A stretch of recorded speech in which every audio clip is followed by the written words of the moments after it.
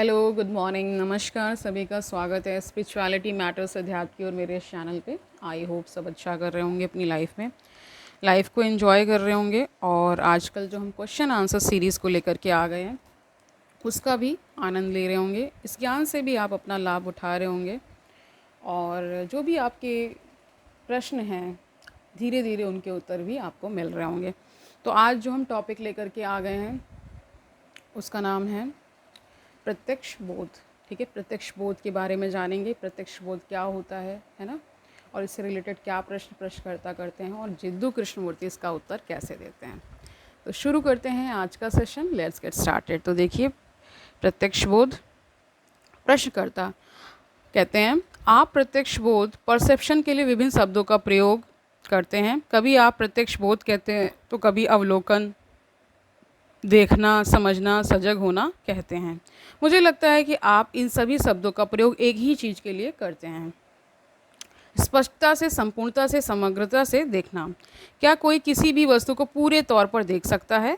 हम भौतिक या तकनीकी वस्तुओं की बात नहीं कर रहे हैं, पर मनोवैज्ञानिक तल पर, मानसिक तल पर क्या आप किसी भी शय का उसकी समग्रता में प्रत्यक्ष बोध कर सकते हैं अथवा उसे समझ सकते हैं? क्या हमेशा कुछ ना कुछ प्रच्छन्न, ढका छिपा नहीं रह जाता है जिस कारण आप केवल आंशिक तौर पर ही देख पाते हैं? अगर इस विषय में आप विस्तार से जा सके तो मैं बहुत एहसानमंद रहूँगा। मैं महसूस करता हूँ कि यह एक संपूर्ण प्रश्न है, क्योंकि हो सकता है यह जीवन की कई सारी चीज़ों के संदर्भ में कोई संकेत दे सके।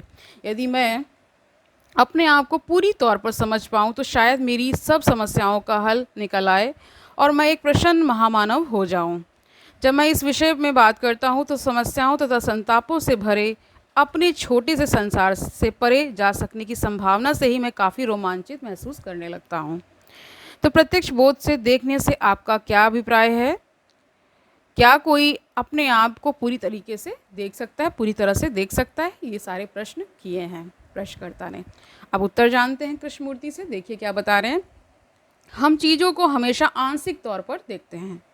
एक तो इस वजह से कि हम बेध्यानी, यानी ध्यान उतना नहीं देते ना, बेध्यानी में, बेहोशी में जीते हैं। और दूसरा यह कि हम चीज़ों को पूर्वाग्रह से, यानी उसमें बहुत सारे हम पूर्वाग्रह जोड़ देते हैं पहले से कुछ सोचकर ना, यानी जो हमें दिख रहा है उसके बारे में शाब्दिक तथा मानसिक छवियाँ बनाकर ही उसे देखा करते हैं।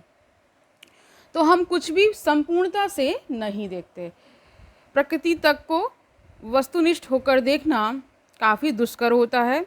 किसी फूल को देखना बिना किसी छवि के, बिना किसी वनस्पति संबंधी जानकारी के, बस इसका अवलोकन भर करना काफ़ी कठिन होता है। तो बात तो सही है, जैसे हम किसी से मिलते भी हैं तो हम उसे उसी तरह से नहीं देखना चाहते, हम अपने पूर्वाग्रहों के साथ चलते हैं। अरे ये तो ऐसा होगा, अरे ये तो ऐसा होगा, अरे ये तो स्त्री है, अरे ये तो पुरुष है। फिर थर्ड जेंडर की बात तो आप छोड़ ही दीजिए, उनकी तो हम उतनी बात भी नहीं करते हैं।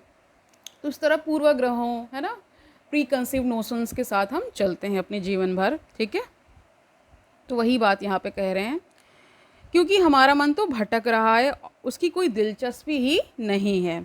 और अगर दिलचस्पी हो भी तो यह कतिपय सराहनाओं तथा शाब्दिक विवरणों सहित फूल को देखता है, जिससे अवलोकन करने वाले को ऐसा एहसास सा होता है कि उसने वास्तव में फूल को देख लिया है।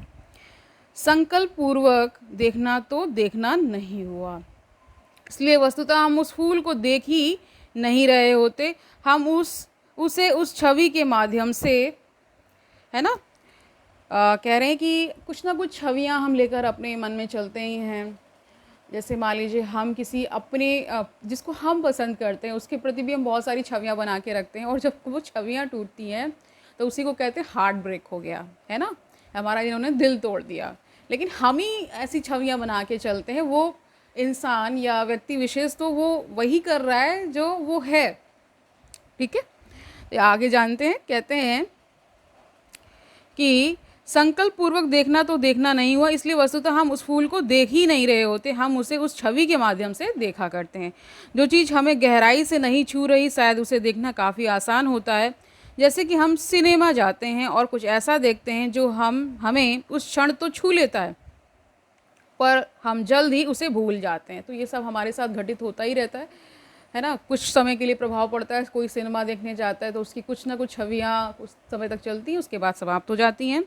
लेकिन अपने आप को देखना बिना किसी छवि के, जो कि अतीत है, हमारा संचित अनुभव और ज्ञान है, कदाचित हो पाता है। यानी बहुत कम ऐसे लोग आपको मिलेंगे जो किसी को उसी रूप में या किसी वस्तु को भी उसी रूप में देखें बिना किसी पूर्वाग्रह के। ठीक है, ये से बहुत उंगलियों में आप गिन लेंगे ऐसे व्यक्तियों को, या ऐसे पुरुषों या महापुरुषों, या जो भी स्त्री पुरुष जो भी हो सकते हैं। ठीक है, तो यहाँ पे केवल ये कहा जा रहा है कि प्रत्यक्ष बोध को यहाँ समझाने की कोशिश की जा रही है कि प्रत्यक्ष बोध क्या है, और क्या कभी हम किसी चीज़ को उसी तरह देख पाते हैं जैसी वो है। इस तरह के प्रश्न हो रहे हैं। ठीक है, उत्तर भी इसीलिए बहुत ही रोमांचित करने वाला उत्तर भी हमें मिल रहा है ना। अपने बारे में हमारी एक छवि हुआ करती है। हम सोचते हैं कि हमें ऐसा होना चाहिए और वैसा नहीं होना चाहिए। हमने अपने बारे में पहले से एक धारणा बना रखी है। तो ये सब हम करते ही हैं, और इसी के ज़रिए हम अपने आप को देखा करते हैं।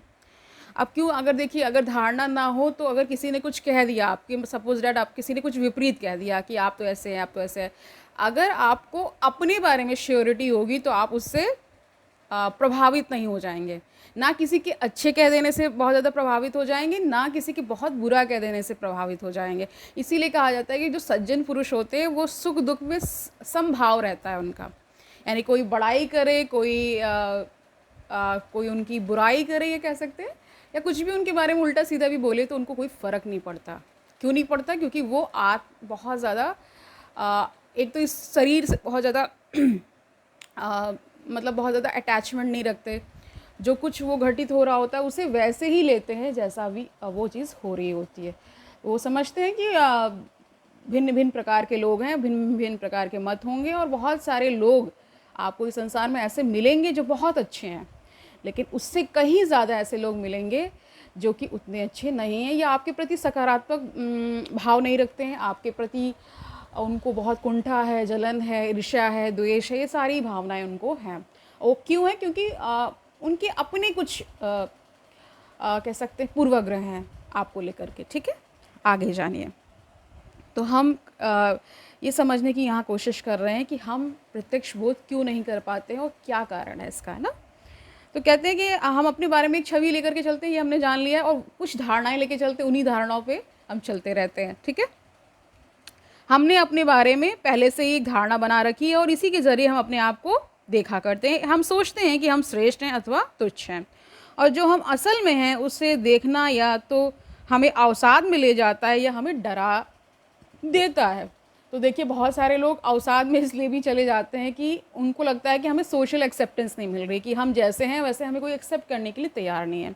तो बहुत सारे कारण होते हैं अवसाद के, तो एक उसमें से ये भी है कि जब व्यक्ति विशेष को कोई सोशल एक्सेप्टेंस नहीं मिल रही होती, उसे ऐसा लगता है कि मैं इनफ नहीं हूँ, मैं एक होता नहीं कि सेल्फ इस्टीम जहाँ पे कम हो जाती है, जहाँ पे आपको अपने को लेकर बहुत सारे डाउट्स हो जाते हैं, ये सारी चीज़ें। ठीक है, हम सोचते हैं कि हम श्रेष्ठ हैं अथवा तुच्छ हैं, और जो हम असल में हैं उसे देखना या तो हमें अवसाद में ले जाता है और या फिर हमें डरा देता है।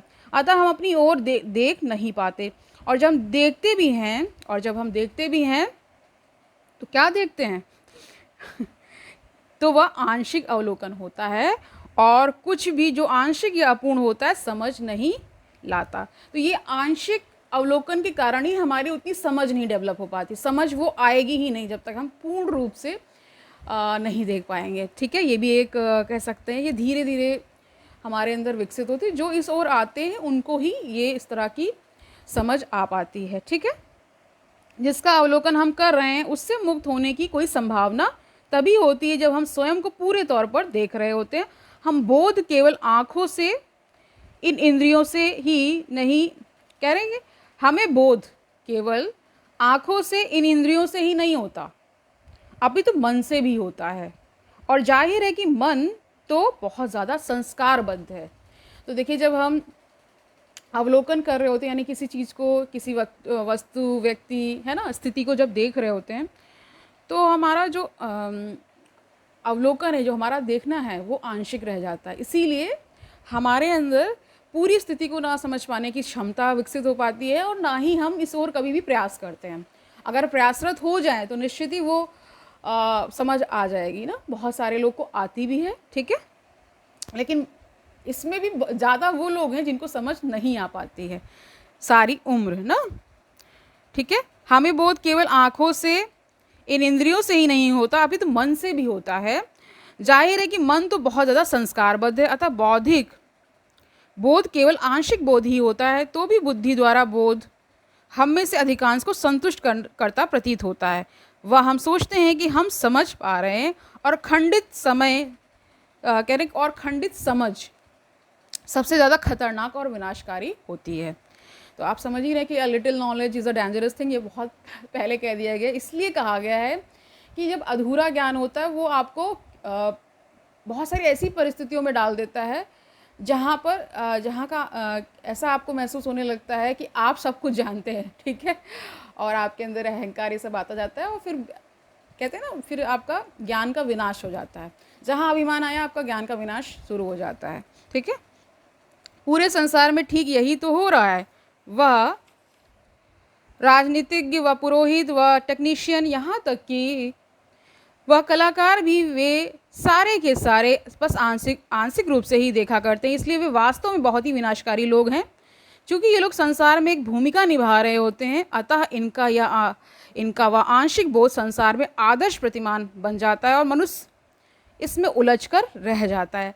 हम में से हर एक ही समय में वह पुरोहित व राजनीतिज्ञ व व्यापारी व कलाकार तथा बहुत सी अन्य विखंडित हस्तियाँ भी हुआ करता है, और हम में से हर एक इन तमाम द्वंद्वरत परस्पर विरोधी अभिमतों और आकलनों फैसलों का युद्ध क्षेत्र भी है। प्रश्नकर्ता फिर प्रश्न करते हैं, मैं इसे साफ साफ देख पा रहा हूँ। हालांकि इस देखना ब्रैकेट में और इन्वर्टेड कॉमा में है, हालांकि इस देखना शब्द का इस्तेमाल मैं बौद्धिक तौर पर देखने के अर्थ में ही कर रहा हूँ। कृष्णमूर्ति कहते हैं, अगर आप इसे समग्रता देख रहे हैं, ना कि बौद्धिक अथवा शाब्दिक या भावनात्मक तौर पर, तो आपसे कर्म होगा और आप एक बिल्कुल अलग तरह का जीवन जिएंगे। जब आप देखते हैं कि आप किसी उत्तुंग चट्टान की कगार पर हैं, या आपके सामने कोई खतरनाक जानवर है, तब कोई आंशिक समझ या आंशिक कर्म नहीं होता, वह संपूर्ण कर्म हुआ करता है। प्रश्नकर्ता कहते हैं, परंतु जीवन के प्रत्येक क्षण हमारा सामना ऐसे खतरनाक संकटों से थोड़ी होता है। कृष्णमूर्ति कहते हैं, ऐसे खतरनाक संकट हर समय हमारे ठीक सामने हैं, आप बस इनके आदी हो गए हैं, या इनकी उपेक्षा कर देते हैं, या फिर आप इन समस्याओं का समाधान किन्हीं दूसरों पर छोड़ देते हैं, और ये दूसरे भी उतने ही दृष्टि शून्य और एक पक्षीय हैं। प्रश्नकर्ता कहते हैं, पर मैं हर समय इन संकटों के प्रति कैसे सजग रह सकता हूँ, और आप ऐसा क्यों कह रहे हैं कि संकट तो सदा सामने है। कृष्णमूर्ति कहते हैं, हर पल में पूरा का पूरा जीवन है, हर पल एक चुनौती है। इस चुनौती का अपर्याप्त आधा अधूरा मुकाबला करना ही एक संकट है जीवन में। हम देखना नहीं चाहते कि ये संकट हैं, और उनसे भागने के लिए अपनी आंखें बंद कर लिया करते हैं।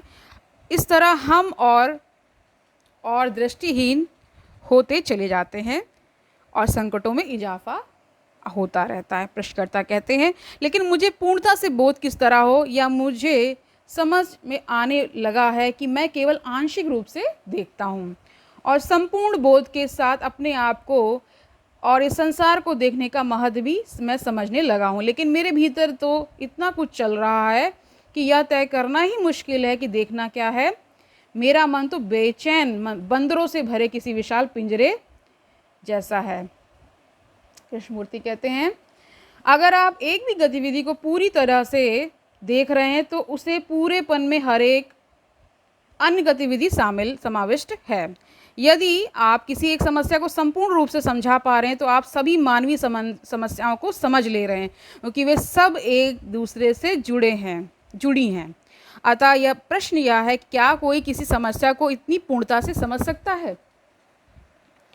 या उसका बोध कर सकता है, या उसे देख सकता है कि उस एक को समझने में ही बाकी सब भी समझ में आ जाए। इस समस्या को तभी देखा जाना जरूरी है जब यह घटित हो रही हो, उसके बाद में या उससे पहले नहीं, किसी स्मृति या किसी उदाहरण के रूप में नहीं। मिसाल के तौर पर इस वक्त क्रोध या डर की हम तहकीकात करें तो उसका कुछ मतलब नहीं होगा। करने वाली बात यह है कि जैसे जैसे वे उभरते हैं उनका अवलोकन हो।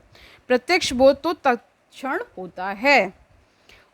आपको कोई बात तुरंत समझ में आ जाती या बिल्कुल भी नहीं। दिखाई देना, सुनाई पड़ना, समझ में आ जाना, ये सब तुरंत उसी पल होता है, जबकि सुनना और देखना इनकी मियाद यानी ड्यूरेशन हुआ करती है।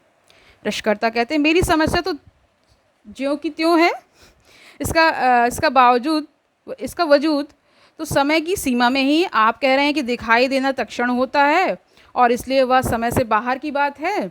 तो वह क्या चीज़ है जो ईर्ष्या को या ऐसी ही किसी और आदत को या किसी अन्य समस्या को अवधि मियाद देती है? कृष्णमूर्ति कहते हैं क्या ये इसलिए नहीं बनी रहती क्योंकि आपने उन्हें संवेदनशीलता के साथ, पक्षपात रहित सजगता के साथ प्रज्ञापूर्वक नहीं देखा है। आपने बस आंशिक रूप से देखा है और इसलिए उन्हें जारी रखने दिया है। और इसके अलावा उनसे छुटकारा पाने की चाह एक और समस्या है जिसमें वक्त की मियाद निहित है। किसी भी चीज़ से सीधे सीधे निपटने की असमर्थता उसको मियाद का मसला बना देती है, उसे आयु दे देती है। प्रश्नकर्ता कहते हैं किंतु मुझे पूरी की पूरी चीज़ को तत्क्षण देखना कैसे है? मैं कैसे इसे इस तरह से समझ लूँ कि फिर यह लौट कर कभी ना आए? कृष्णमूर्ति कहते हैं आपका जोर कभी नहीं पर है या समझने पर। अगर आप कभी नहीं पर जोर दे रहे हैं, इसका अर्थ है कि आप इसके स्थायी रूप से पलायन कर जाना चाहते हैं, और इसका मतलब यह हुआ कि एक और समस्या खड़ी हो गई। अतः हमारा प्रश्न एक ही है कि कोई कैसे इस समस्या को इतनी संपूर्णता से देखे कि वह इससे मुक्त हो जाए। प्रत्यक्ष बोध केवल मौन में, साइलेंस में ही घटित हो सकता है, बड़बड़ाते मन में नहीं। मन की यह बड़बड़ाहट कुछ भी हो सकती है कि इस समस्या से छुटकारा हो जाए, इसे कम कर लें, इसे भागना है, इसका दमन करना है, या इसका कोई विकल्प ढूंढ लेना है, पर यह केवल खामोश मन ही है जिसे दिखाई पड़ता है। प्रश्नकर्ता कहते हैं ऐसा खामोश मन मुझे किस तरह हासिल हो? कृष्णमूर्ति कहते हैं आप इस सच को नहीं देख रहे कि सिर्फ एक खामोश मन ही देख पाता है। खामोश मन उपलब्ध कैसे हो, यह बात ही नहीं उठती। यह सच है कि मन का खामोश होना ज़रूरी है, और इस सच का दिखाई देना ही उस मन को बड़बड़ाहट से मुक्त कर देता है। प्रत्यक्ष बोध जो कि प्रज्ञा ही है तब काम कर रहा होता है, ना कि यह मान्यता कि देखने की खातिर आपका मौन होना ज़रूरी है। मान्यता अभी सक्रिय हो सकती, पर वह एक आंशिक विखंडित प्रक्रिया ही होगी। आंशिक और पूर्ण के बीच कोई संबंध नहीं है। जो आंशिक है वह कभी भी बढ़कर पूर्ण नहीं बन सकता। अतः दिखाई पड़ना ही सर्वाधिक महत्वपूर्ण है। दिखाई पड़ना ही अवधान, अटेंशन है, और यह अनवधान या बेध्यानी ही है जो किसी समस्या का कारण हुआ करती है। प्रश्नकर्ता कहते हैं मैं हर समय सावधान कैसे रह सकता हूँ? या तो असंभव है। कृष्णमूर्ति कहते हैं बिल्कुल ठीक बात है, वह असंभव ही है, किंतु अपनी बेध्यानी यानी इनअटेंशन के प्रति सजग होना सबसे अधिक महत्व की बात है। यह नहीं कि हर समय सावधान कैसे रहे, वह तो लालच हो गया ना। वह तो लालच ही है जो यह प्रश्न पूछ रहा है कैसे मैं हर समय सावधान रह सकता हूँ। अवधान में रहने का अभ्यास भी तो भटका देता है। ठीक है, तो यहाँ पे प्रश्न कर लिया प्रश्नकर्ता ने कि मैं हर समय सावधान कैसे रह सकता हूँ, या तो असंभव है, ये प्रश्न कर रहे हैं। तो कृष्णमूर्ति उत्तर देते हैं कि बिल्कुल ठीक बात है, वह असंभव ही है, किंतु अपनी बेध्यानी यानी इनअटेंशन के प्रति सजग होना सबसे अधिक महत्व की बात है। यह नहीं कि हर समय सावधान कैसे रहे। तो लालच ही है जो यह प्रश्न पूछ रहा है कैसे मैं हर समय सावधान रह सकता हूँ। अवधान में रहने का अभ्यास तो भटका देता है, सावधान होने का अभ्यास असावधानता ही है। ठीक है, आप सुंदर होने का या प्रेम में होने का अभ्यास नहीं कर सकते। जब घृणा का अंत हो जाता है तब वह अन्य विद्यमान होता है। घृणा का अंत तभी हो सकता है जब आप इसे अपना समग्र अवधान, पूरी की पूरी अटेंशन देते हैं। यानी कि आपको क्या करना है, पूरा का पूरा अटेंशन देना। किसी भी बात को जब सुन रहे, कोई बात कर रहे हैं, कोई भी रिलेशनशिप में हैं, किसी चीज़ में भी हैं, जब आपका पूरा पूरा टेंशन होता है तभी आप उसे संजो कर रख पाएंगे, उसको काफ़ी समय तक आप उस पूरे रिलेशन को जी पाएंगे। अदरवाइज़ क्या होगा, सामने वाला या आपके अंदर ही बहुत सारे ऐसे विचार आ जाएंगे कि आप हट जाएंगे। ठीक है, तो यही यहाँ बताया जा रहा है कि घृणा का अंत तभी हो सकता है जब आप उसे अपना समग्र अवधान, पूरी की पूरी अटेंशन देते हैं, जब आप सीखते हैं पर इसके बारे में ज्ञान को संचित नहीं करते। एकदम सहजता से शुरू करें। प्रश्नकर्ता कहते हैं, अगर आपको सुनने के बाद हम कुछ भी अभ्यास नहीं कर सकते तो आपकी बात करने का आशय ही क्या है। कृष्णमूर्ति कहते हैं, सुन पाना यानी हियरिंग सबसे अधिक महत्वपूर्ण है। यह नहीं कि बाद में आप क्या अभ्यास करने वाले हैं, सुन पाना तत्क्षण कर्म है। अभ्यास समस्याओं को मियाद दे सकता है, दे दिया करता है, यानी ड्यूरेशन। मियाद का अर्थ होता है ड्यूरेशन, यानी टाइम ड्यूरेशन की बात हो रही है। अभ्यास तो क्या है, अनवधान है, पूरी बेहोशी है। अभ्यास कभी ना करें। अभ्यास आप सिर्फ गलतियों का ही कर सकते हैं, सीखना तो हमेशा नया होता है। तो आज के लिए इतना ही रखते हैं। ठीक है, प्रत्यक्ष बोध आप समझ गए होंगे क्या यहाँ पूरी तरीके से कहा जा रहा है। इसमें जो पकड़ने वाली लाइन ये है कि सुंदर आप हो नहीं सकते, प्रेम में आप कोई बनावटीपन कर नहीं सकते। प्रेम या तो होगा या नहीं होगा। और प्रेम का आध्यात्मिक अर्थ मैं पहले भी समझा चुकी हूँ। तो इसका निष्कर्ष कहाँ जाके इसका मतलब पूरा अंत जो सेशन का है वो इस पर होता है कि जब आप पूरी अटेंशन से किसी कर्म को करेंगे और उसकी बनावटीपन में नहीं जाएंगे कि ये करना है करना नहीं, जो स्वतः होगा वही आपको प्रत्यक्ष बोध दे सकता है। तो तब तक क्या करना है, आज के लिए इतना ही रखते हैं। आराम से रहिए, सुखपूर्वक अपना जीवन व्यतीत करिए, दूसरों को सुखी करिए और ये भी याद रखिए कि ये ज्ञान कितना आवश्यक है। कल मिलते हैं, तब तक के लिए हरिओम तत्सत।